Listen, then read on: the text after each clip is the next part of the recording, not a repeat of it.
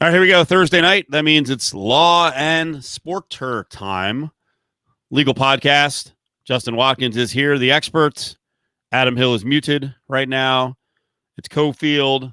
Much to get to tonight. Can we get off to a strong start and just have someone yelling? I have not seen this video.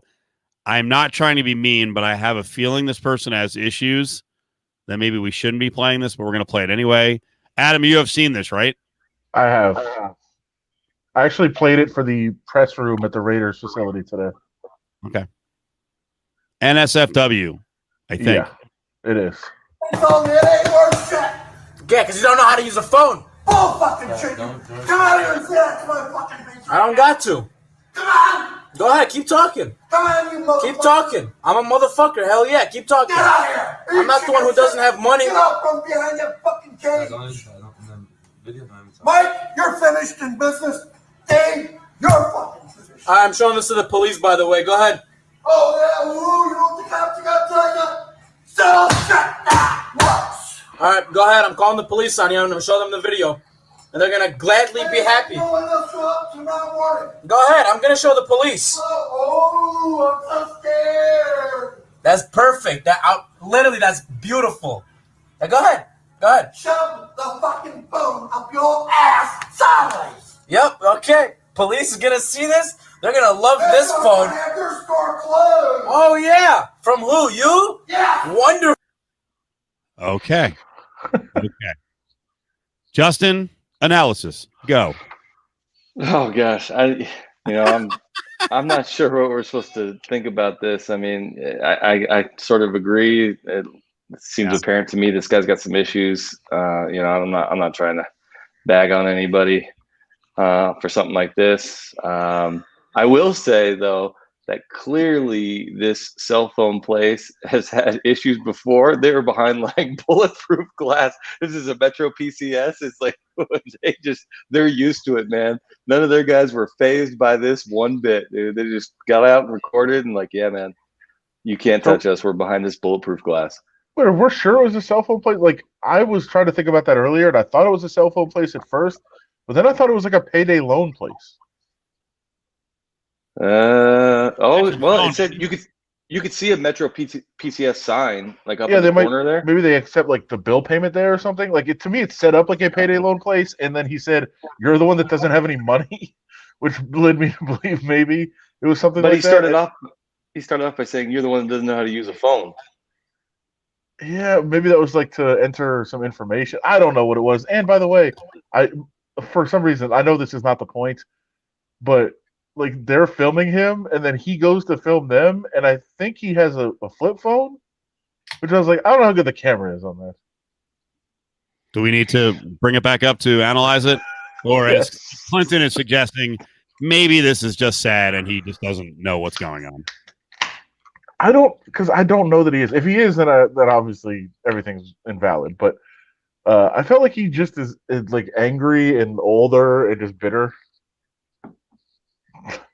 I don't know. Well, he's all those things too, but it might be secondary to a primary issue. Okay. So on a kind of a sobering note, what if he is challenged and he violently attacks them? Like, what would a lawyer do? Like, he didn't know what he's doing, but he like really hurt someone. He's a short, squatty, thick guy. Maybe he's got some power there. Could be a dangerous. Yeah, I mean, if he hurts somebody, I think he's going to be liable. He criminally would be the issue of like, I have a disability or I'm insane, because that goes to the mental state of the person who's committing the act. But in a civil suit, if you're going for assault, battery, personal injuries, you don't have that same what's called mens rea requirement, which is I have to get into the mind of the offender and show that it was their intent to commit the criminal offense. Not all criminal offenses require mens rea, but if some versions of assault, different degrees of it would require that in battery. So it would, if he is sort of intellectually challenged and if he could prove that and show that like I'd never really sort of had any intent, then he still is probably going to have some criminal problems, but it'd be lower degrees. Is it a flip phone? I think that's a flat phone. He's just slapping up against the window there. I don't know. I feel like his hand is low enough down that I think it might be. I don't know. You could be right, but I felt like it was that part was flipped up because his hand is so far down on it. But it could just be a really long, like a tablet type phone. But when you're talking about the potential cases that could be there and what the level would be, is there a standardized level of is there a test, or is there like an IQ level, or is it in the opinion of the jury or the judge? Yeah, that's a great question. So to present that defense, you have to have expert testimony. You can't just say like, I'm crazy. I'm crazy. Everybody knows I'm crazy. That I can't be held liable for this. The judge isn't gonna let a jury hear that unless there is some sort of expert testimony to go along with it. And then it's up to the jury to determine whether or not they buy that. The judge can supersede the jury's determination if they think it's abundantly clear and no reasonable jury could find otherwise. And certainly there are those clear-cut cases where things can't be faked. There's no ability, even the state agrees this person's crazy, then it wouldn't go to a jury. One more time or not? We had people miss out on it in the first couple of minutes. I think the phone is really all you need to know. Yeah, because you don't know how to use a phone. We'll break it down frame by frame. There's definitely some anger. Yeah, here it comes. Yeah. Is there a differentiation? Hold on. Oh, sorry. I just didn't know if there was a differentiation between his neck and his head. I feel like it's just one. I'm just not going there with you on this guy. I'm not so sure, man. I just don't want to be on the wrong side of making fun of somebody. See, he said the same thing. Is that his neck? I actually think his neck is wider than his head. Yeah. By the way, Clinton, this is you on November 5th. If things go the wrong way, I follow you on Twitter. My God, it is not going to be a pretty picture. I don't know where it's going to happen, but this could be you slamming your phone and whoa, effing shit. Whoa, fudge and snit. I don't got to. Come on. Go ahead, keep talking. Come on, you motherfucker. Keep talking. I'm a motherfucker. Oh yeah, keep talking. Get out of here. I'm not the one who doesn't have money. Get out from behind that fucking cage. Mike. Oh, it's definitely a cell phone store. All those little things are advertisements for cell phones. Different phones. Yeah, it's a Metro. I've never seen a cell phone store that didn't have any phones on display. Yeah, you've been to a Metro PCS? No, you gotta go to the right part of town. Yeah, bro. Go to Metro PCS, bro. Have you seen that TikTok where the guy is playing the part of each of the cell phone companies? And yeah, so they're like talking to AT&T, Verizon. They're like, well, who's better and all this shit. And then like Metro PCS rolls up and they're like, hey, we don't want any problems here. And they just started to back away. Is that just a pay by the month type thing? I don't know. All right, I was just I've wondering. literally never been in one of the stores, but I've seen the TikTok and it made me laugh. Oh yeah, you know what the cops are gonna tell you? So shut that works. All right, go ahead. I'm calling the police on you and I'm gonna show them the video, and they're gonna gladly be happy. Go ahead. I'm gonna show the police. Oh, I'm so scared. Hey, can I have accent verification? Is that Massachusetts? I'm relying on you, Steve. Oh, let's listen closer. Not the guy yelling, but the guy behind the counter, which is I can't tell what that guy yelling's talking about, but the guy behind the counter seems to be Massachusetts. Oh, fucking shit. Come out here and say that to my fucking face. I don't got to. Come on. Go ahead, keep talking. Come on, you motherfucker. Keep talking. I'm a motherfucker. Hell yeah, keep talking. Get out of here. I'm not the one who doesn't have money. Get out from behind that fucking cage. Mike, you're finished in business. Dave, you're fucking finished. I'm showing this to the police, by the way. Go ahead. Oh, yeah, you know what the cops are gonna tell you? So shut that works. All right, go ahead. I'm calling the police on you and I'm gonna show them the video, and they're gonna gladly be happy. Go ahead. I'm gonna show the police. Oh, I'm so scared. Nah, nothing distinct in terms of accent.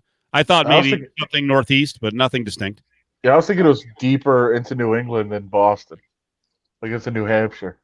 Yeah, I was thinking more Yeah, Franco FJ says not Boston. It could be Jersey. There wasn't a strong accent there. No, that's not Jersey. I've been around Jersey enough. It definitely was not Brooklyn. Not Brooklyn. Not New York at all. I'd like New Hampshire, Rhode Island. Male Karen. Yeah, that's the accent. Male Karens are Chads. I thought we decided. No, they're all Karens. It hurts more to be called a Karen. By the way, I didn't know. I know that they traveled on the road a lot together, but I didn't know how close they were. That George the Animal Steel and King Kong Bundy had a baby. Wait, what? Oh gosh, this guy. Yeah, come on. That's somebody said it was you and Steve's love child. That's possible too. I think George the Animal Steel and King Kong Bundy. Little known, we adopted a child. Oh, you meant like actually we have to go at it, and one of us has to carry a child. I don't think that's possible, but I think you. That's perfect. Literally, that's beautiful. Now, go ahead. Shove the fucking phone up your ass sideways. Yep. Okay. Police is gonna see this. They're gonna love this phone. Have your store closed. Oh yeah. From who? You? Yeah. Wonderful. All right. There you go, Simon Gago. We'll have to do some research on Simon. Maybe Simon. Yeah, I want to say that you just let the guy leave and like just you don't have to as he's walking to the door, you don't have to keep it going. But at the same time, like if you're working there, you're probably bored half the time, and it's the only customer there. I guess you're just having fun. Oh, like you would have let that guy go, Adam? Come on. If you were working that job, you got the bulletproof glass. You're not letting that guy leave. You're gonna have the last word every time. I tend to drop things pretty quickly. Oh my god! What? I was kidding. Michigan, huh? Somebody's saying he's Michigan. Yeah, you can look it up. No way. I don't know. They said look him up. If he is, he's from somewhere else. Can we see it? Wow, he moved from somewhere else. I'm focusing. Yeah, we got it. It's not one of ours. Wow, that's a pretty good video. He got his last video had 1,900. This one has 651,000. All right, good call. Good boy. That's when it pays off to work at a Metro PCS, right there, man. He's gonna have that phone ready to go. Could he get in trouble from Metro PCS for filming a customer? Sure. I mean, if they had a company policy. Would he have a case? Would he have a case to fire back if he got terminated to say, "Hey, my safety, man, I felt unsafe. I got to get a record of this." Yeah, but you didn't have to post it and make it public.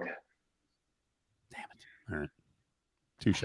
But I don't know if Metro PCS has rules against that, man. They might have a hard enough time finding talent that wants to stand behind the bulletproof glass all day. They might just say, "Hey, bro, if you're willing to work, do your thing." Metro PCS is like, that's free advertising on TikTok. That's right. And we need it. More Simon research. Mark saying he has a few videos of a Midwestern city, Detroit. Although a lot of people last night said Northeast York. Detroit is absolutely Midwest and not Northeast. I saw those comments. That's ridiculous. Yeah, I agree. Detroit is the Midwest. It is like the most East Coast version of a Midwest town, but it's Midwest. Sure. Yeah. But if you go outside of Detroit, it's straight Midwest. Yeah. It's all fun and games until we talk about masking and anti-maskers. It's all fun and games. Video number 2 of the night. Again, folks, I know there can be panic situations. Fuck these guys. No, don't bail mentally. You have to stay together. I know getting video sometimes is a quick decision. You've got to turn the phone sideways. You've got to for the rest of us. Please. It's important, especially for the show. Okay. Target. And I suppose this is some protest of sorts. My God. Take your mask off! Take it off! Fucking idiot. We're not doing it! Take off your mask! Take it off!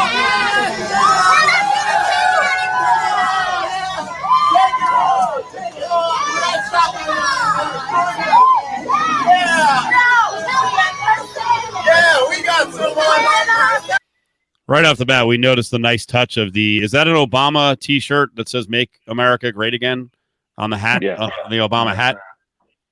Solid right. stuff. By the way, this Look at these kids! Oh, cool. The kids are there. these people are feeling oppressed. Like they're trying to escape this vast oppression that's beset them for the last 6 months, and their big idea is to go to fucking Target and take their masks off. That's your fun? It's so ridiculous. I fucking hate these people. I do, dude. Like, you are such a fucking baby that you have so little disregard for everybody else in the world, even if you fucking think masks don't work, right? Like, even if you believe in whatever shit people are peddling out there and you're like, masks don't work. I mean, I'm the kind of person that say, okay, if masks don't work, but it makes other people more comfortable if I wear a mask, I'm just going to fucking wear a mask because I don't want to be an asshole. And these guys have the exact opposite reaction. They're like, no, fuck that. We want to make everybody as uncomfortable as possible when they're just trying to go to Target to shop, man. It's fucking the most selfish, worthless fucking action I imagine. This is Karen level shit here. I mean, but at least they're not trying to cite code and ordinance. I mean, I can give them that. Yeah, you would get in trouble if you punched one of them in the face, CJ. Why? What if you feared for your safety? Yeah, well, I mean, I'm assuming he's like seeing the march down the aisle and that CJ runs up and just knocks one of them out, and then like that's a problem. Well, if they like come after you and surround you or come near you and make a target towards you and you're not engaging on them, I'm going to say it's out there. We don't know exactly what a jury would do, but if I'm on the jury and these fucking yippies come over your way and start fucking talking to you and getting within your space and yapping at you, and you defended yourself physically with either a punch or a shove or something on my jury, you're good to go. I wouldn't fight Cole. What happens at Cole? I mean, it's actually Cole's by me. It's right next to Target. By you too. It's the same area. They're right next to each other. Could you make the case that just being in your vicinity without a mask on is a form of assault? Oh, I certainly think you could. Here's the problem with that. Is like, to some extent, assault is, well, not to some extent, assault is an intentional act, right? And so they would have to like kind of sort of know you're there, and I wouldn't say targeting, but know that they were putting you in. They're marching through, yelling at people to take their mask off. They're clearly intending to make some sort of show of not having a mask and, making this outward statement of we're not going to wear masks and we don't care about this pandemic. Like, to me, like, just being in that area is assault. Like, I feel you could fight back. No, so they clearly are intending on making a show, which is very different than they're clearly intending on making people fear for their physical safety. I think I'm not saying it's a bright line between those two things, but they are two different things, and I think we're probably somewhere in the gray area in between that, because you take it to the next level. What's the demonstration actually about? What do they know that people are going to feel when they do that? They're going to feel unsafe. So by that logic, you're right. That is assault, right? Intending to make somebody fear bodily harm. When I see somebody literally when I see somebody without a mask, I feel unsafe already. So yeah, I'm already in that spot. Right, but at the same time, your apprehension, your unsafety has to be reasonable. So if you're on the other side of the store, you're down the aisle 50 feet, and you see the procession march by, and you're like, oh fuck, I feel all fucked up now. I gotta go see a psychologist. That did it for me. That flipped the switch. I don't think you're gonna get a jury to agree with you. Ultimately, it comes down to whether the jury agrees. If they're coming towards you, do you have okay, you're filming, they're coming towards you.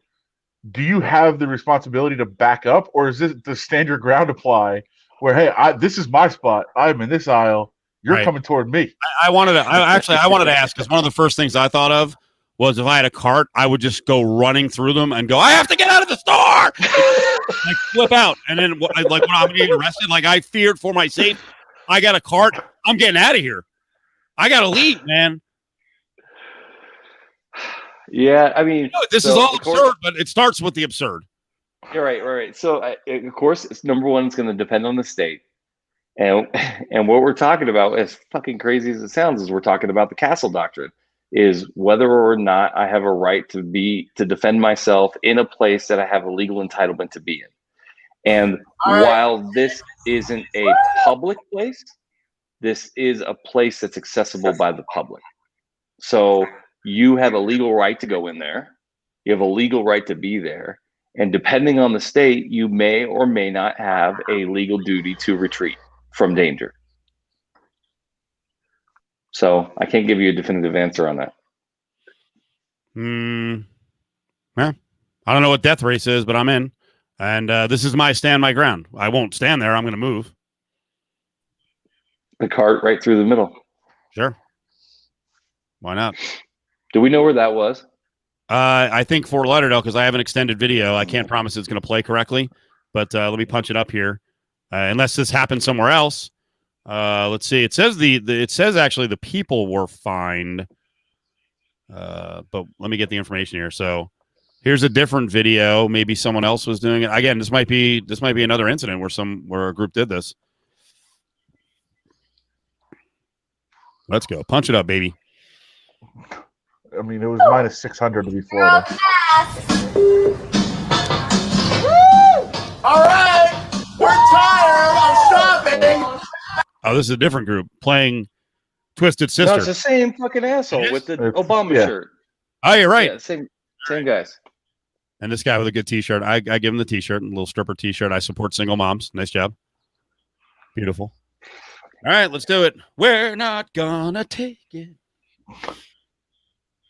That's on, and now we're taking the last off because we're done with it.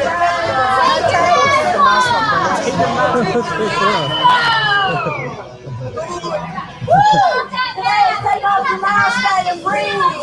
Breathe. You're Americans. Breathe. Oh, that poor lady with kids. Oh. That's it. Take off that mask. That's the only way it's gonna work. Is if we all. It's all about choice. Oh, choice? Pro-choice? It's all about choice? Yeah, Okay. pro-choice. All right, cool. My body, my decision. Right. That's what they've been yelling, a lot of them. That's great. All right, have we seen enough? Florida's weird, man. We all have conniptions. I hate all Yeah. those people. Justin pointed out that like there's a lady with little kids in there. Like, come on. What kind of fucking asshole do you have to be, really?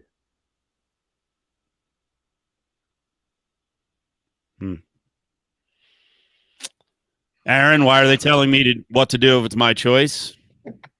Actually, a legit question here. Since it's on video, they were all videoing it. Can Twisted Sister go after these people? No, not unless they're trying to sell this for commercial purposes, make money off of it. I think they could get rid of it from social media if they wanted, though. Yep.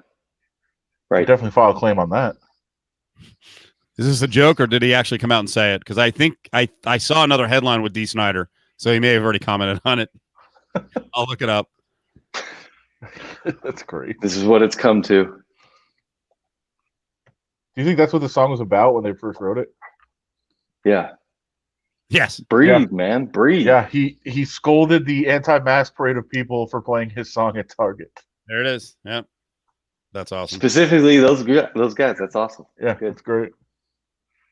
He called them moronic. Yeah. Not really going out on a limb there. And the headline was deplorable. Yeah. Good job. Where was that? TMZ? Daily News? Daily News. Yep, nailed it. Nailed it. All right, next up, and we'll get out of the Corona Bro range, but we have more of these stories. Adam had this question earlier. Headline on CNN, parents send student to school while knowingly infected with coronavirus, mayor says. This is in Massachusetts, Attleboro Public Schools. Adam, what's your question? Can they be arrested, and can we never let them out? So I don't think they're going to be arrested. I don't know what the emergency declarations are, or if their legislature has passed any laws in this regard. So I don't know if it's criminal there to do something like this. Doesn't sound like it. But the legal issue I see here is they notified all the students who came into contact with this student, all the parents, but they are not releasing the student's name to the parents either, as I understand it and I read it. And I would say that if I think they can be compelled to, because I think there's a civil suit there.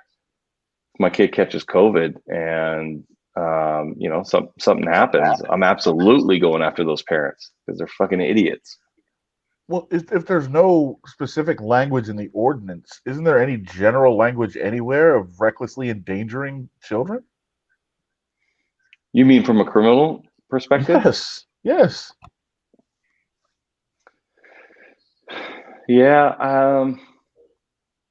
I don't know. I just don't know if a district attorney would be willing to expand it that way, because then, a kid comes to school sick, other people get sick, and now all of a sudden he's got a whole bunch of he's got prosecutions on his hands for all these schools and all these sick kids from whoever brought it. I just don't think a DA is gonna choose to do that.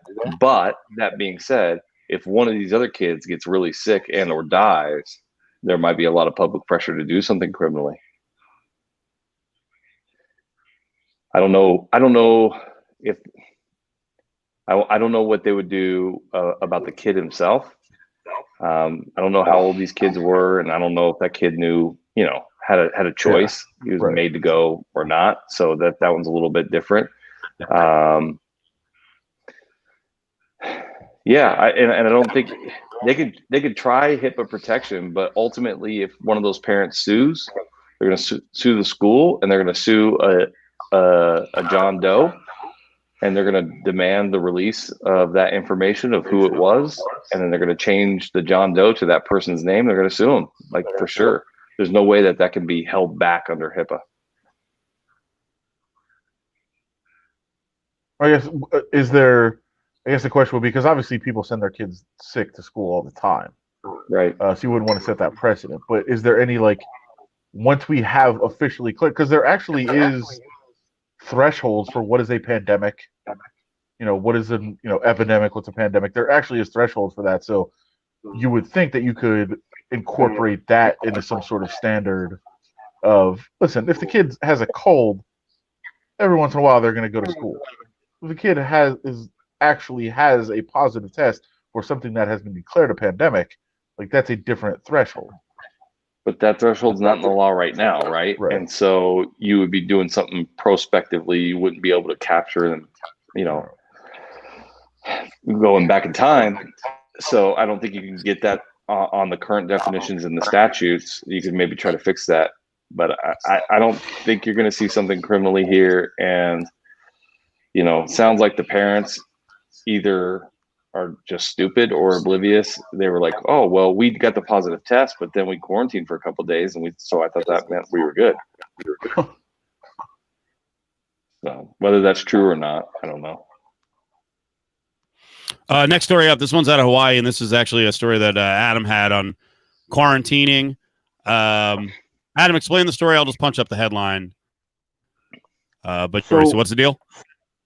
I think, Justin, you read it, right? It's we talked about it a little bit yesterday off air. There was a couple that was told they had to quarantine when they got to Hawaii. The guy was actually told he couldn't even sleep in the same bed as his wife over that time, because of course, if she gets it, then she's out in the community and she's not under whatever the rule may be. But there was an arrest for not obeying the quarantine order, which included staying away from the family that he was visiting there. So yeah, I read through it. So that's not exactly correct, right? Okay. So what happened? And because when you first explained it to me, I was like, bullshit, unconstitutional. No way. You can't. There's no way that's being held up. And then you said, well, the judge threw the case out. Judge agreed, and I'm like, fuck that. There's no way that's right. And so I dug into it a little bit. And so what the quarantine order is when you get to Hawaii, you from out of state, you have to quarantine within your home or your hotel, wherever you're staying, for 14 days. He alleges in the lawsuit, I was told I can't even sleep in the same bed with my wife. There's no evidence that that's fucking true, right? And maybe he was given advice like, hey, it's best if you stay in a separate room from your family so that if you have, I could see somebody saying that, but there's nothing in the quarantine order that requires that. There's nothing in the quarantine order that says he can't stay with his family. There's nothing like that. What the order says is then you are to self-quarantine and you are not to go out and to get within social distancing protocol of the public. And what he did is he got out of his condo and went to the condo community pool. Okay. That's what he did. And so he got cited for that. That's it. And so he sued in civil court on that basis, and the judge threw it out, which I think is right. So the question is, if they move forward with the criminal prosecution, he says, no, fuck that. I'm not guilty. I want to fight this. I want a trial date, and challenges the legality of it on those grounds. I still think it's going to hold up because the constitutional question here is part of the premise of the United States of America is free travel in and amongst the states. You cannot unreasonably restrict travel. And here, they are not restricting the travel, right? They're saying, cool, you can come here, but in order for the safety of everybody who's already here, you got to just sit tight for 14 days. And then after that, you're good. And so I think it is thought out well enough that I think it would pass constitutional muster. And I think the criminal case, he would lose that as well. All right. Sorry. Go ahead. So for the most part, these quarantine orders of traveling state to state are going to hold up. They're not unconstitutional to do them. Yeah. So what you can't have is a state saying nobody's allowed to come into this state, right? Or like what New York was doing before. Right, they had the hot states, like these states. If your percentage is above this and blah blah blah, then when you come, there's a quarantine order. But they can't say you can't come. That is absolutely unconstitutional. You can't prevent any other citizens from any other state from entering into your state. That's just straight in the Constitution, freedom of travel. But I think you can do reasonable restrictions. Chris, 14-day quarantine, dude. So ordered by Law and Sporter. Law and Sporters, 14-day quarantine. Separate beds, separate rooms. Sorry. Let's go in a different direction. I just want your opinion as a former public servant, someone in the legal field. This story from CNN, this was Alex Villanueva, who is the sheriff of the LA Sheriff's Department. I don't know. I wonder like if this falls under the scope of the job. And if anyone would chastise him for this one, you can have your opinion one way or the other. If LeBron needs to start donating to causes, he already does, but hey, not the right causes. So the LA sheriff challenged LeBron James to match reward to help find the gunman who ambushed the two sheriff's department officers. What do you think of this? Just under the description of his job, like overboard. Is it okay to call out private citizens to contribute to a cause? What do you think? I mean, I don't like it. It's not what I'd want to see from I'm assuming he's elected, like our sheriff is elected here. It's not what I'd want to see from an elected leader. But that being said, I think this speaks to what we've talked about before, that I don't think sheriffs should be elected. Right. I don't think it's a proper position for that, because then you're going to get things like this, which I would consider political speak. Right. And but it's impossible for me to sit here because we talked about it a little bit earlier in the week, and it's like, hey, don't bring politics into it. Well, I'm an elected official. I have to. Like, of course, no, you don't have to. You don't have to. I don't think that our sheriff brings politics into it. I know the union has done some things, but I don't think our sheriff has made any political statements, and he has to run for office. He just did. So I think judges run for office and for the most part stay away from political statements because it's nonpartisan. So it can be done. And so is sheriff. Sheriff's nonpartisan as well. But the reality is in the legal, the law enforcement side of elected officials, there clearly is political speak that you want to ensure that gets through to the voting public. I'm going to be tough on crime, right? I'm going to, clean up the streets, keep drugs off the streets. The homeless people are going to be out and into shelters, off the sidewalks. There's going to be all these things that they're going to make sure that they hit on. And I'm not saying this person's saying this for re-election. I'm just saying that being an elected law enforcement person, yeah,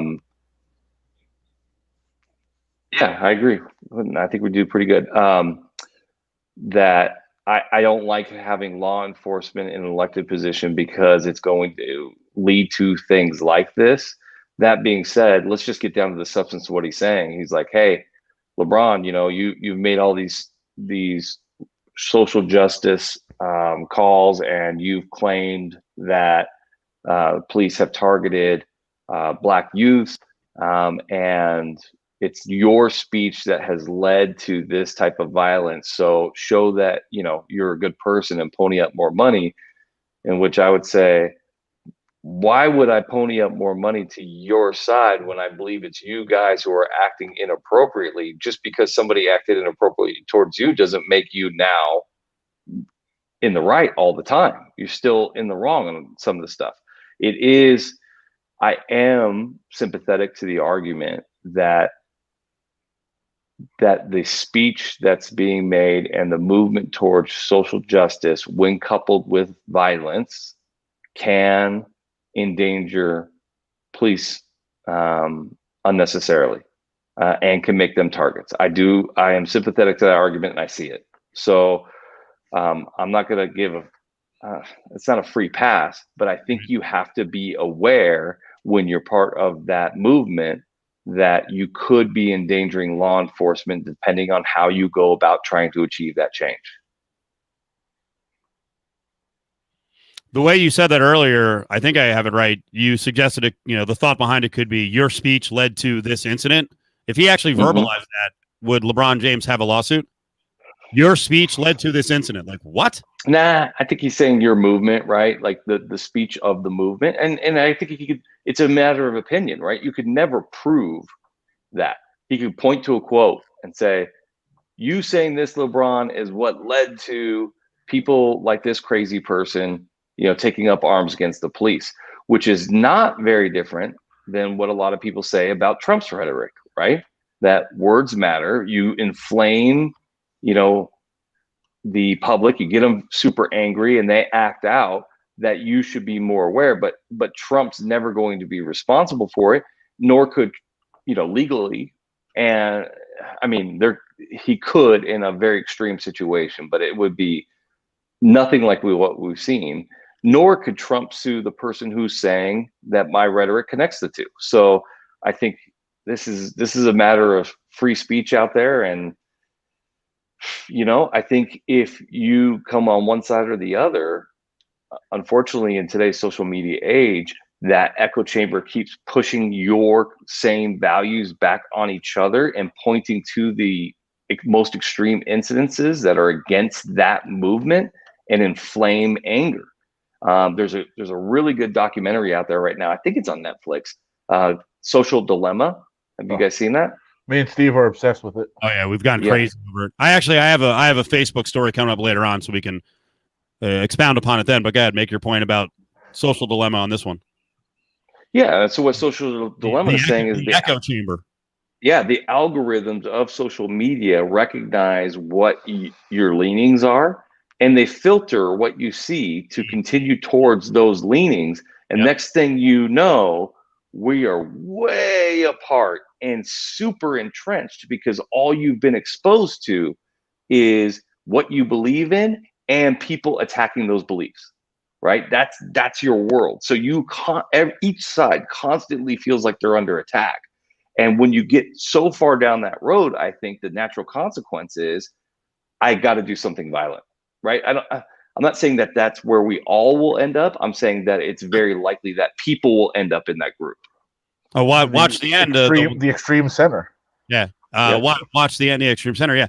If you watch the end, not to spoil it, but one of the experts who I think worked at both Pinterest and then was it Facebook?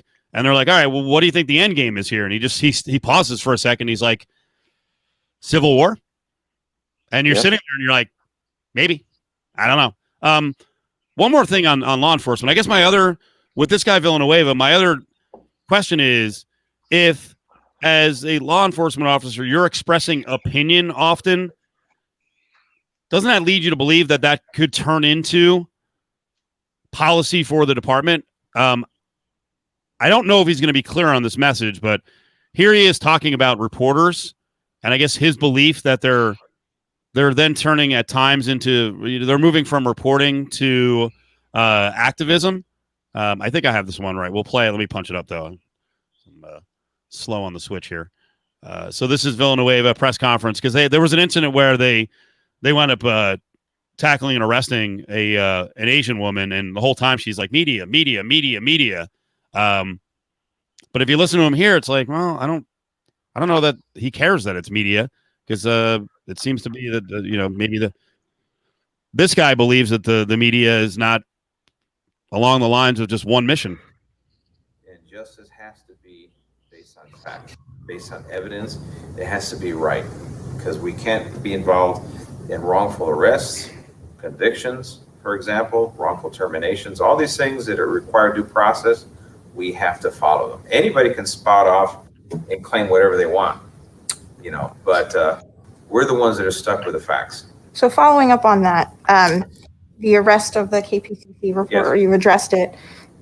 The tweet went out that saying she admitted that she wasn't wearing the proper press credentials, when you can see the lanyards, and no government agency dictates what a press pass is.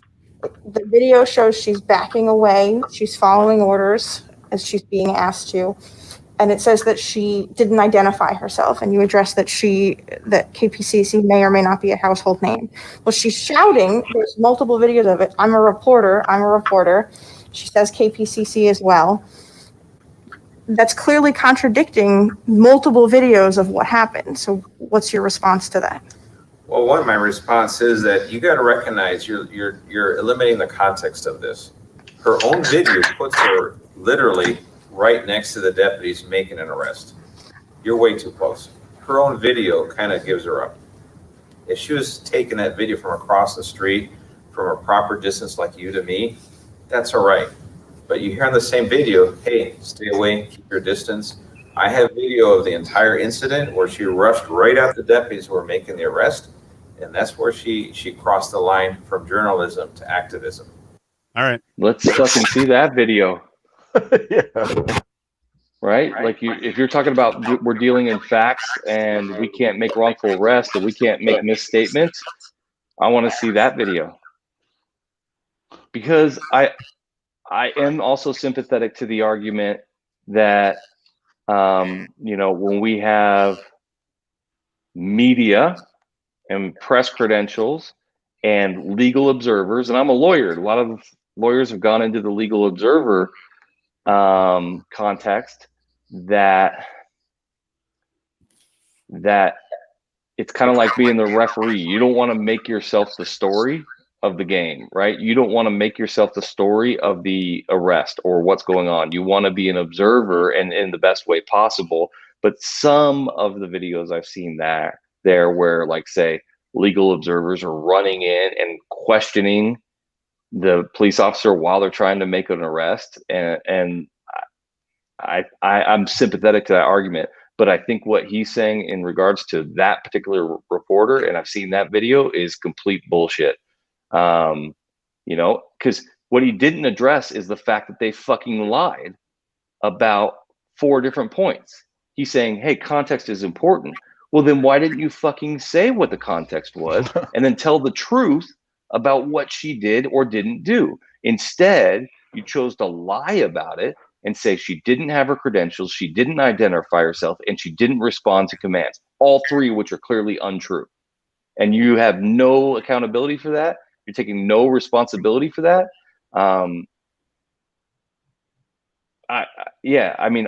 From my perspective, one of the biggest changes that needs to be happening is police can't investigate police. And when there's misstatements to the public, there needs to be accountability for that. It shouldn't be just okay to fucking lie. You are paid by the taxpayers. You should not be okay for them to lie. It's not okay for us to lie to the police in a police report. That's a crime.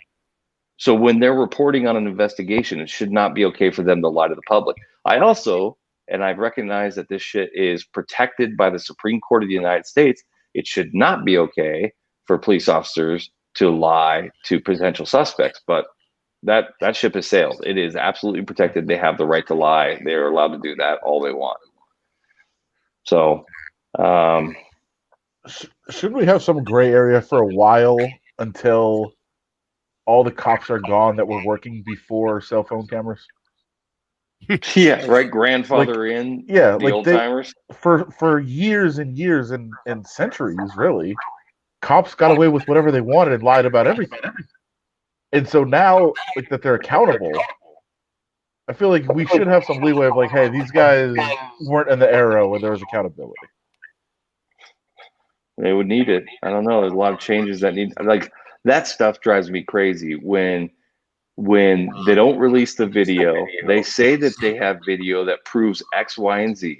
They say that they keep the investigation open forever. And then 2 years later, the video comes out, completely contradicts every fucking thing they said, but all the people are different. And they're like, dude, this 2 years ago, let it go. That's complete bullshit. I think that there needs to be accountability about honesty and transparency to the public. They're taxpayer funded, man. They work for us. We have the right to see it. We have the right to hear it. We have the right to the truth. I thought I punched this up because there's a line in here that I thought was really interesting where Villanueva, the L.A. County Sheriff, Alex Villanueva, if you look on the right side, says, quote, particularly our elected officials and civic leaders and sports figures, they need to start emphasizing trust in the system, due process. It's exactly what you were just saying. The trust is not there. There's an adversarial nature oftentimes between the public and who we pay to protect us in law enforcement.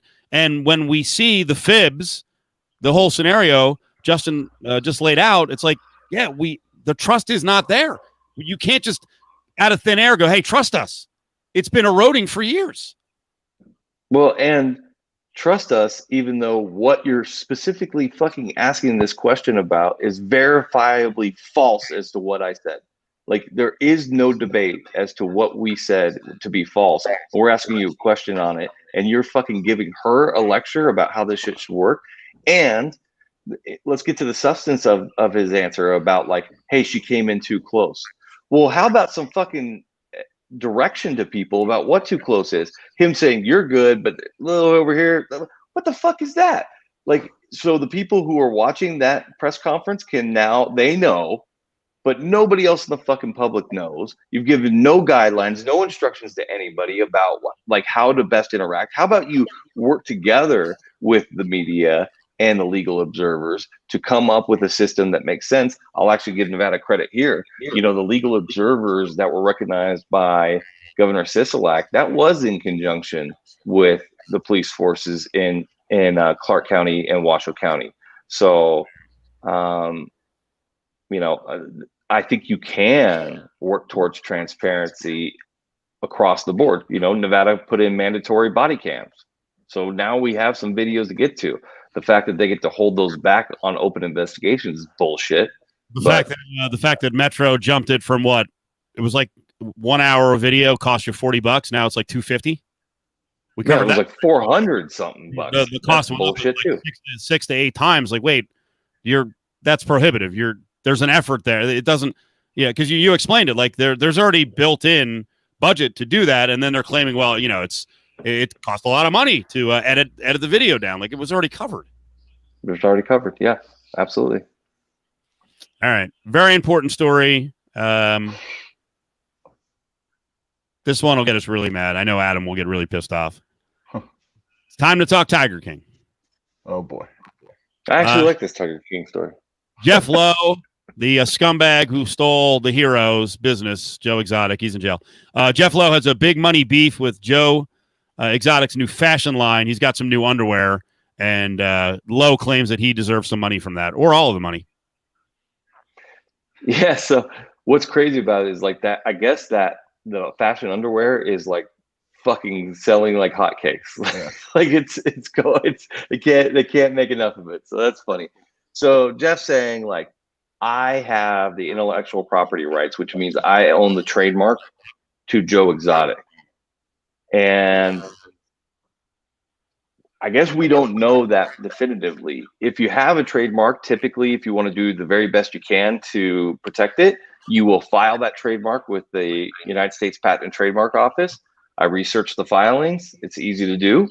There is a filing for Joe Exotic that came down like a month ago by somebody who doesn't seem to have any sort of connection to it. And filing it doesn't make you right. It just documents your time of intended use. That's all it does. It doesn't make you right. If I could prove that I was using it in commerce before you, it's my trademark, not yours.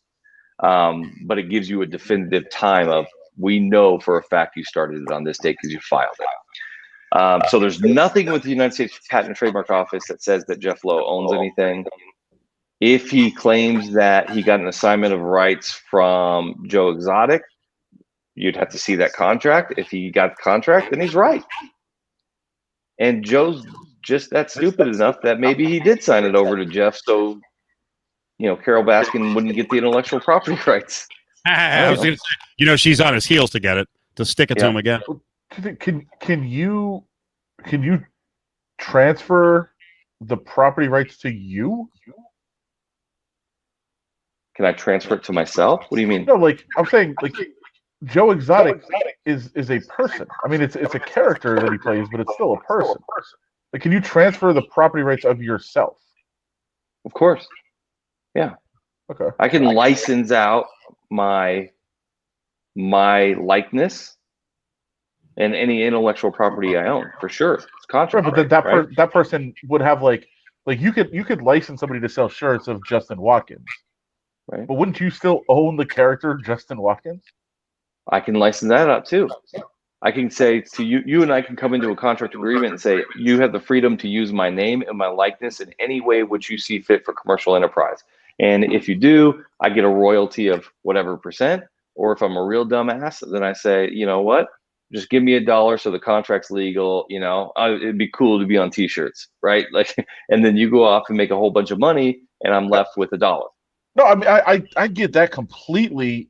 I just mean like, if Joe Exotic said to Jeff Lowe, yeah, go ahead and sell whatever you want of Joe Exotic shirts and hats and whatever you want to sell out there, go ahead and do it. Right. Like, I could still, as myself, if I'm Joe Exotic, I could be like, yeah, you can sell those, but I'm also selling them. Not if you give them the exclusive right. So you could sign away your right to market yourself. 100%, sure. Okay.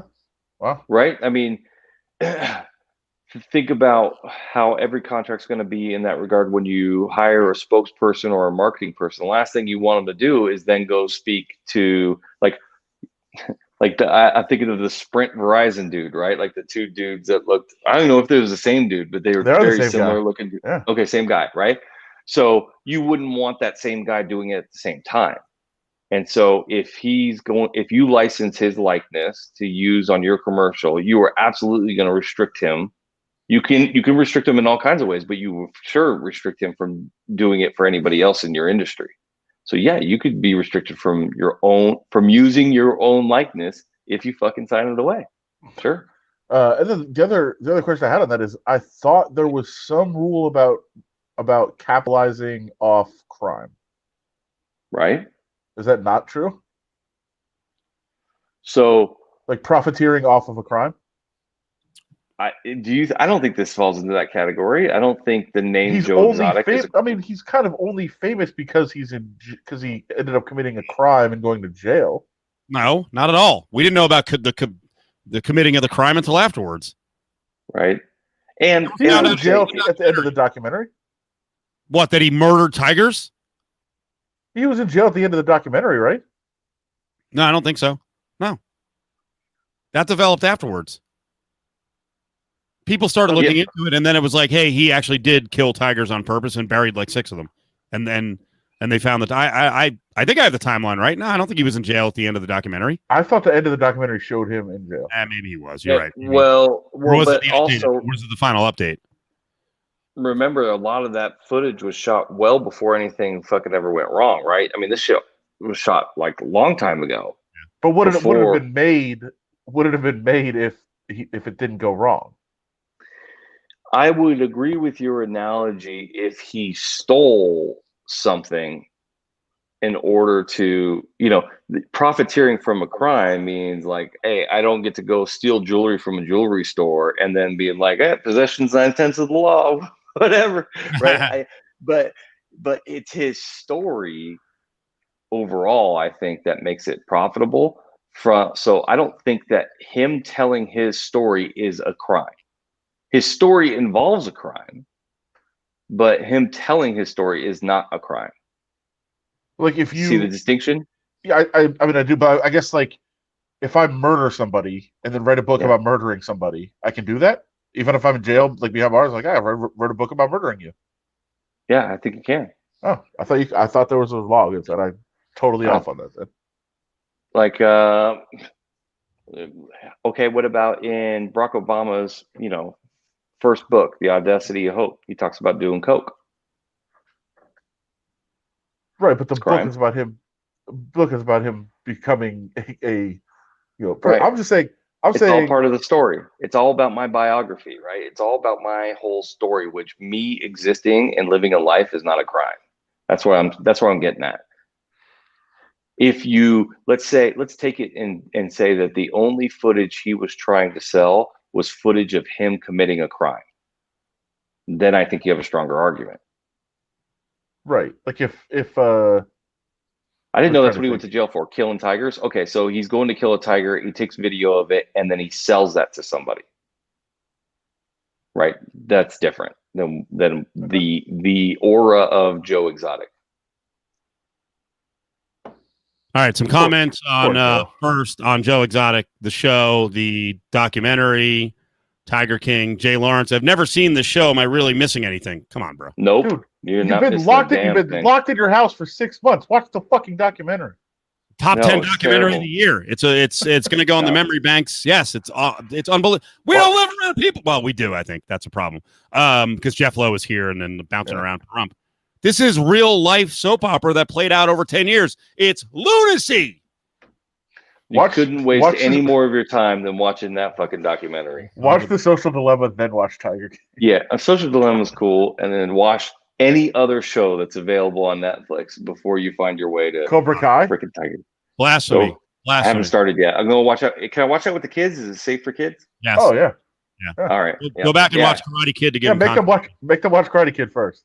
Oh no, they've seen Karate Kid. Believe me. Come on. Make them watch I took care of that. Make them watch it. It's just that good. Plus Money Honey says, I just don't get this Tiger King thing. Block her Twitter account right now. I have to get to it here in a second. I'll block her. Then she was shocked about Tiger King murders tigers. Yeah, he was euthanizing sick tigers, or he didn't have the money to take care of them, so he killed them. Or Carol Baskin drove him crazy. He wasn't in the right state mentally. She framed him. Yeah, yes. She definitely framed him. And Carol Baskin killed her husband, allegedly. And did anybody watch Dancing with the Stars? I heard she danced to Eye of the Tiger. Wench. Which is just ridiculous. I would drop the C word, but I think a lot of Justin's relatives, especially females, extended family, or what? Yay! Clunt. Oh, please. Hey, she loved that episode. You saw it on there? No. You just gotta be ready for, Charlene's commentary. It comes after every show, so you'll see it. It's on there. I'll send it to you guys.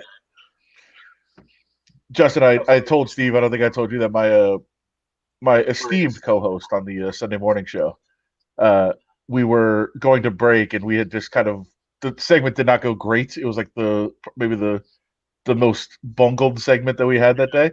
Adam's TV Tales, trying to freaking big time us. Adam's TV Tales. Exactly. But we're going to break, and I did not know that she had been watching this, and she just goes, "Fudging clunt." I was like, "What? Where did that come from?" That's fucking great. Where did that come from? It was great. Yeah. Oh, I mean, fudge is okay, whatever. Snit's fine. Clunt is fucking memorable. That's great. It's the best. Perfect. It's so good. Steve told me I can't say it on the regular show though. No, I know. I almost dropped another fudge today. It would have been like my 7th fudge since we came up with it. And actually, that dork Clay Johnston, who went from the Rams to the Panthers, came up with it. And I was like, all right, I got to dial it down a little bit. The FCC is going to come for me with these all this fudge stuff. FCC is a bunch of clunts.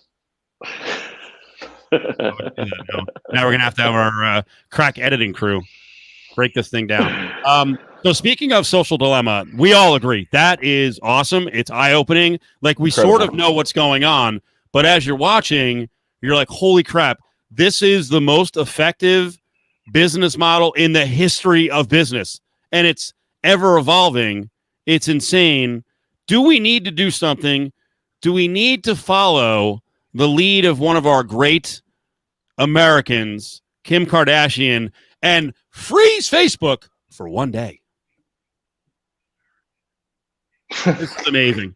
Kim Kardashian West, actor Mark Ruffalo, and several other celebrities say they are freezing their Facebook and Instagram accounts for one day to protest the spread of hate speech and misinformation on those platforms. That is brave. That is brave. Whatever. No. Okay. I mean, this is obviously if there's stupid. been one person in the world who's benefited most from this business model, it's fucking her, right? So I will freeze Facebook for one day and give all of the money I've made, all of it, back, or I'll donate it to charity. That's give us, on the documentary. They give us some pretty good sound advice, right? Take it off your phones, put it on the computer, and you're gonna do a lot better, right? And I've done all that except for Twitter. Man, fucking Twitter is awesome, but like Facebook, my account exists. If you reach out to me on Facebook, I might catch it like 90 days later. I'll check it every random month or so. And it's only on my work computer, which is probably the worst one to have it on, but whatever. That's where it's at. And then I don't have Instagram. And I got Twitter. Twitter is on my phone, but I should maybe rethink that too. I thought I followed you on Instagram. You don't have I haven't. No, Battleborn. Okay, that must be what it is. Battleborn got Instagram. What Kim Kardashian is doing is obviously very stupid. Like we can all agree on that. But on a serious note, Steve, and Justin, I think will be yes, even though you're addicted too. Could you go a day without checking Twitter? I could. 100%. I could. Zero chance I could. Dude, I could delete it right now, and I wouldn't even fucking think about it until Tuesday.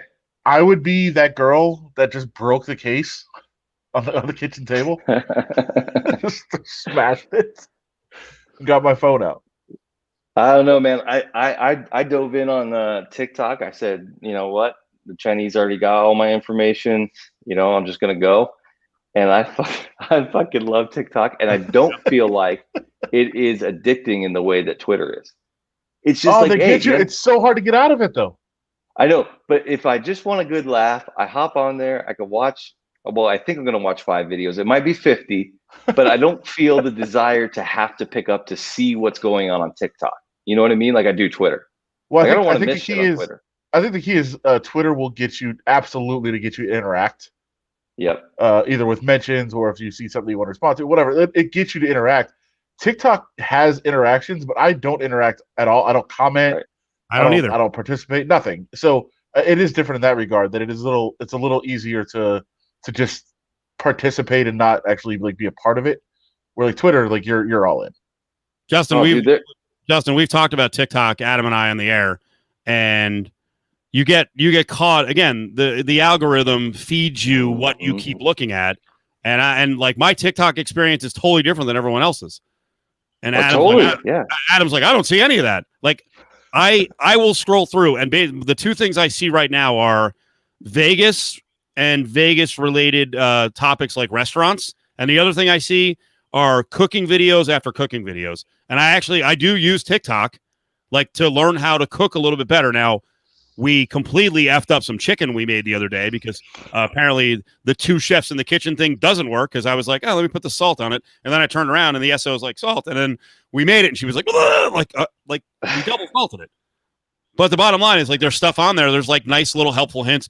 The barbecue community on TikTok is effing awesome. Awesome. But that's the stuff I see. All Adam sees are like 17-year-olds with giant cans next to their pool doing the stupid dances. That's on you, piggo. I'm seeing a lot of Vegas stuff now too. They have changed something to make it Vegas like centric. I've started to see a lot of that too. Here we go. I'm doing a follow that I was asked to do. But I'll say like I got a funny story about that. So my wife is all on TikTok, right? And she would send me like videos and I would just not watch it. I'm like, nah, forget TikTok, right? But then she's like, you've got to watch this one. So I watched it and it was like, I don't remember what it was, but it was basically like some cholo argument, something or other, right? So I watched that video, I laughed at it, and I still didn't have a TikTok. And then I got a TikTok, right? And I dove all in one night and I was just laughing my ass off the whole night, right? And my wife's like, isn't TikTok great? I'm like, yeah, man. The Mexican community totally dominates TikTok. Like, what's going on? That's all I have, right? I'm like, I'm there for it. I'm laughing my ass off. And she's like, what? I don't have like anything.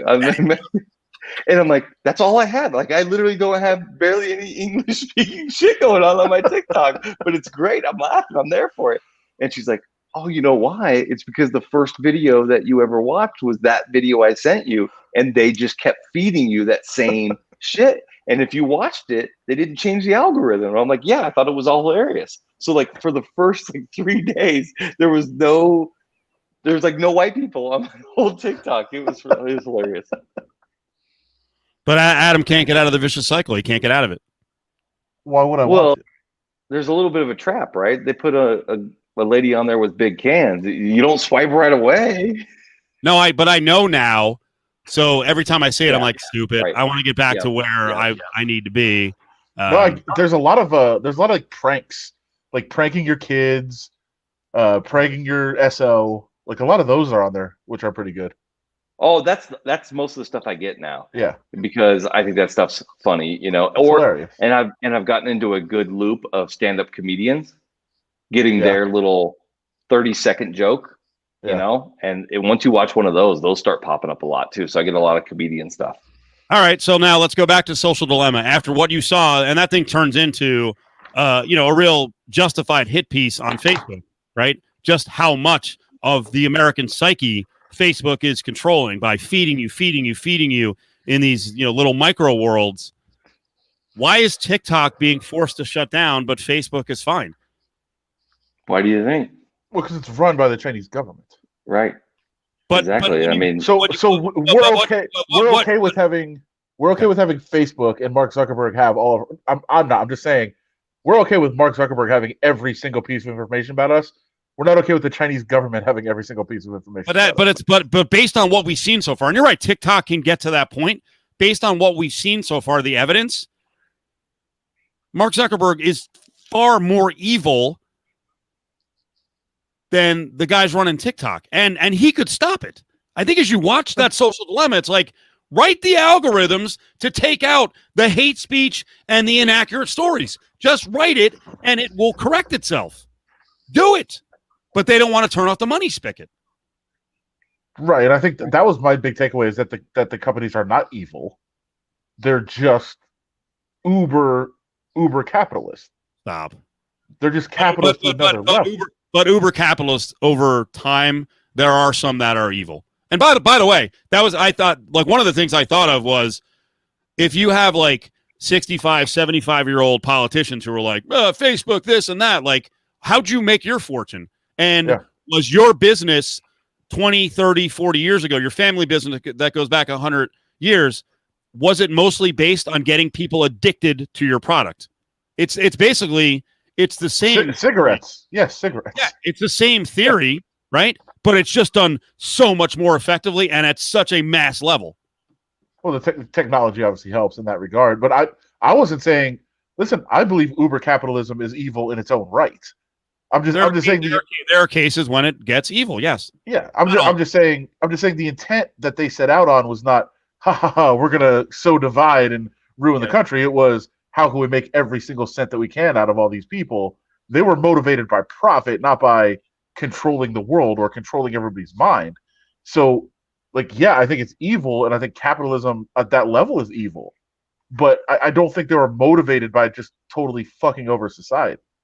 I think that was my point on it. Yeah, and I actually don't think it's a bad national security position to take to say, hey, if TikTok's going to be run by the Chinese government, it's not going to happen here.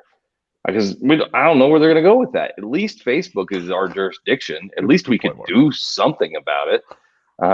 Yeah, no shit, Adam. No so I don't even think it's a bad move to say, like, hey, I'm going to ban TikTok unless we get that the owners and know that the data is going to be held here in a way that we can have some control over and can't be used from a national security interest against us. Do I feel like we're doing a good job about that for Facebook and Twitter? I do not. And clearly that documentary does not do anything for providing me peace of mind that we're heading in the right direction either. But in theory, we have a mechanism to make change. And I think it's starting to happen. Right? I do think public perception of that is changing. The really scary part about that documentary to me was that in some of these developing countries, Facebook is the fucking internet. Yep. Oh, was that Malaysia where they're having issues, or where was it? Myanmar, how would you say it? Yeah. Where it is actually that civil war thing is actually happening, where people are going to the streets, and it's on now.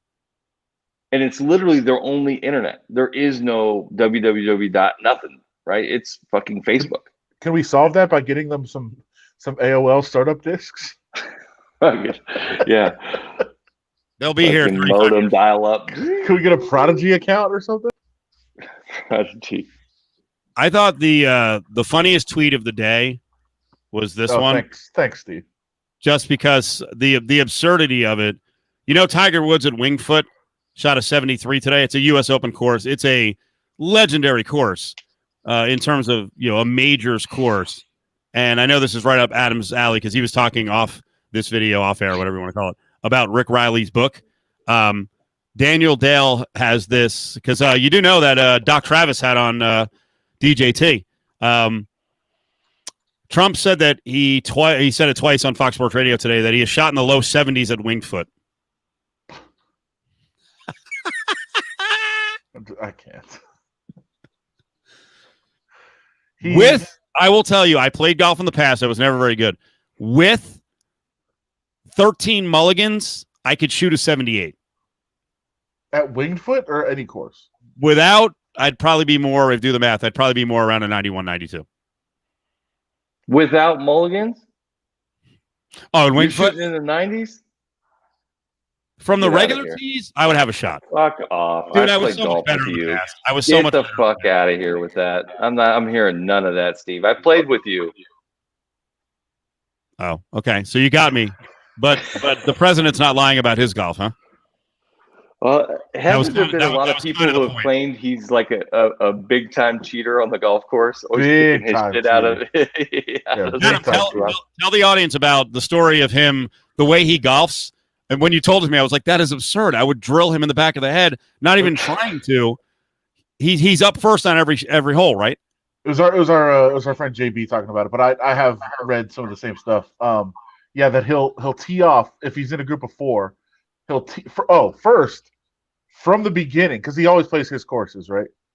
He has a cart that's way faster than everybody else's. That's awesome. I like that. And he will, in a group of four, he will tee off first and then just go. So then he leaves you three back on the tee. So awesome. And then either will kick the ball into a better spot or just take the ball that ends up in the best spot. So he tees off, he goes up there, you tee off, and you hit a great shot right down the middle. he'll just go stand at your ball and be like, all right, Your ball's gone. Yeah. You fucking hit. Or he takes the ball. He'll take credit for your shot. Yeah, that's what I'm saying. He'll go stand at your ball. Yeah, that was my ball. You can't find your fucking ball? You're probably off over there. I think I saw your shitty ball over there. I think I saw it go to the tree. Yeah. Like, no, I saw it go right down the fairway. And then apparently the one person he actually tips in the world is the caddy, so that he can just super cheat. And the caddy's not going to say anything if you're dropping him, a couple $100 or whatever. Caddy's going to say anything anyway. Yeah. Little known fact, Justin. I did spend 2 summers caddying. We'll say something if you don't tip. To the partners? Yeah. Sure. How do you know when I'm gonna tip though? At the end? You see the regulars. You know the regulars. Yeah. We know Clinton. We're not breaking anything. It's from the Rick Riley book. Yeah. I'm golfing tomorrow actually. 5:30 wake up time. This is late night for me, early morning. I'll come along as a fifth. I'll shoot a 91. Yeah. I'll tee off first. I'll give you $1,000 if you shoot a 91. Wow. And without any mulligans. You'll have no idea. I will go so fast in my cart and jump ahead of you guys. Also, the rule is if my shot is within 6 feet, my putt is within 6 feet, I just pick it up. Gimme. That's also a Trump. I'm a great putter. Yeah, that's a Trump move. Anything in 6 feet is a gimme for him, but everybody else has to putt out. I was gonna say, like, hey, you know what? I'm pretty lenient on that myself for speed purposes. I'm not out here to watch you fucking miss a 5-footer and then fucking throw your club and then tap in from fucking 2 feet. Like, let's go, pick it up. It's fine. No, I don't care what your score is. You're out there from a 3-putt from 6 feet, where then you walk around and try to reread the green. Yeah, I don't need that. Right? Pick it up. We're all good. Let's go. Next hole. Last story of the night. It's a happy story, I think. Are there any pitfalls here? How do you think it's going to turn out, Justin? News is that 11:59 on Sunday evening, bars are back open in Las Vegas, baby. Let's do it. Yeah, let's go for it. I like it. Fucking casinos are open. Let the people who own bars, let the mom and pop shops open up. I would say open the mom and pop shops and don't open the casinos, but that's just me. But right, no shit. The problem here, we had a standard, right? We had a threshold to meet to get the bars open, and we haven't met it yet. Yeah. Just making it up as we go, man. I got nothing on this. Like, none of it's fucking made a lot of sense to me. And there's constant like clarifications or changes, or we didn't mean that. Here's what this means. Like, as long as we're opening it, I'm not gonna complain. Like, let's open it. And hey, I'm not. I believe this virus is deadly. I believe it's real, but I also believe that we have, over the course of this time, there are opportunities to disengage, and certainly from bars, right? Like, nobody has to go to a bar. And I don't have to interact with people that go to bars, and I can pretty much know which people are going to go to bars, and I can keep my distance. Right? Like, now when we go do the show on Wednesday in studio, I know you guys are bar goers. I'll keep my distance. Real quick from Left Coast Mike. So people sitting at PT's bars were illegal. I went to a bunch of PTs. I never saw that happen. What I saw, I've seen the bars completely closed. I've seen machines built out from the bar, which I'm not really sure what that satisfied. I thought that was kind of ridiculous. But I have the PTs, multiple PTs that I hit.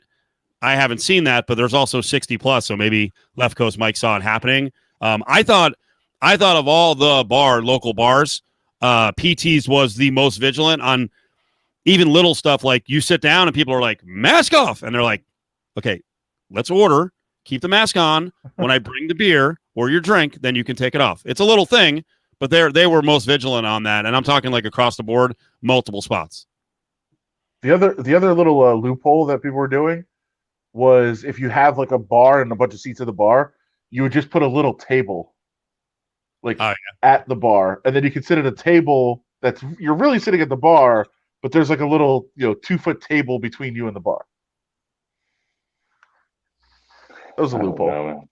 Yeah, I don't understand why everybody. the mask thing's funny to me. You guys know I wear a mask. We broadcast from the office, and you saw my office staff was masked up. My rule at my office is if you're sitting at your desk, you can take the mask off because none of our desks are next to each other, right?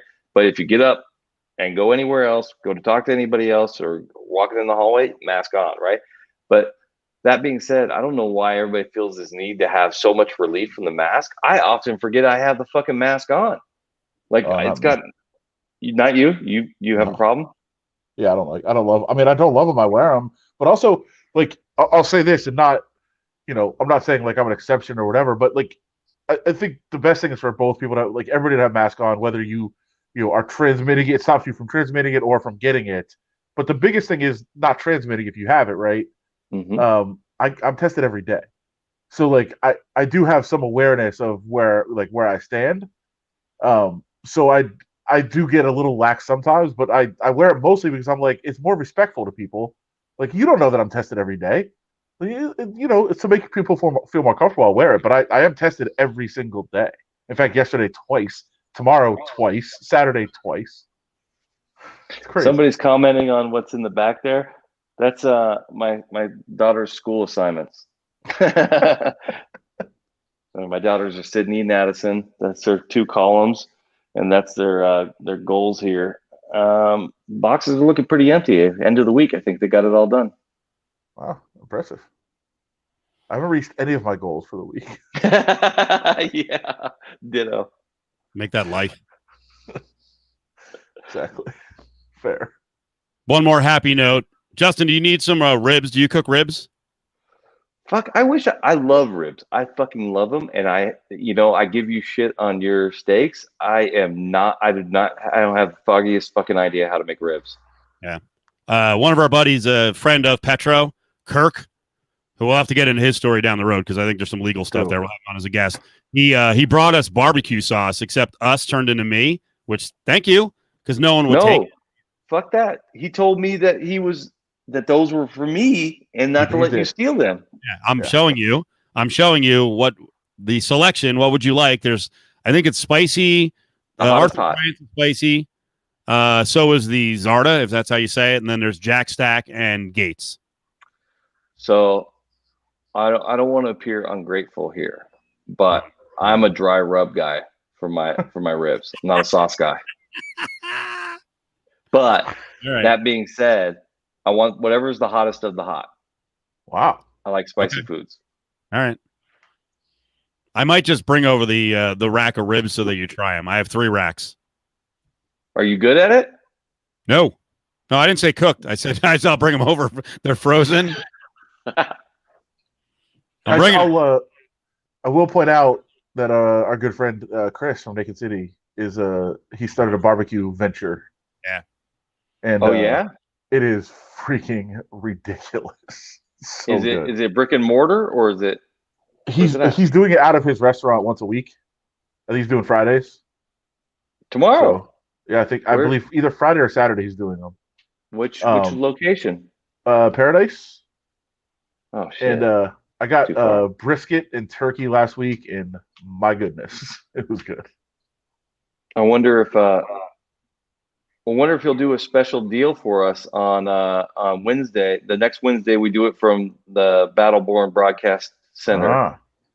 By the way, that guy misidentified. I actually named it well. That's BBBC. On the air, you helped me. You're like, oh, idiot! You just stole one of the biggest broadcast companies. The moniker for the biggest broadcast company in the world, or one of them, BBC, was BBBC. No, I was actually not saying BBC because I was talking about the BBC television. I was just trying to be fucking funny about maybe what else. If you go back and listen to the audio, I kept correcting you guys, but nobody listened. No, yeah, you did. I didn't want it to be corrected. I thought it was funny to not be corrected. I got you. We call it the 3BC. Yeah. Triple BC, big baller brand. No, 3BC. I know. I got you. I got a bit panicked. It happens. Yeah, it does. I thought I was in trouble. Have Chris bring barbecue. What is the moniker for Wild Wings? What do they got? BW3s, right? That's what they call it. Yeah, right. Which I still don't understand that one. I think it was their stock. Okay. But it's not on the stock market anymore because it got privately bought out. 3VC. Look for the now. I'm but what I was going to say is, I wonder if he'll do a little special Wednesday barbecue. I mean, we'll pay for it. We'll order it in for the whole office. We'll have it over at the I'll let him know. 3BC. I'll let him know for sure. See if he wants to do it. And what is he calling it?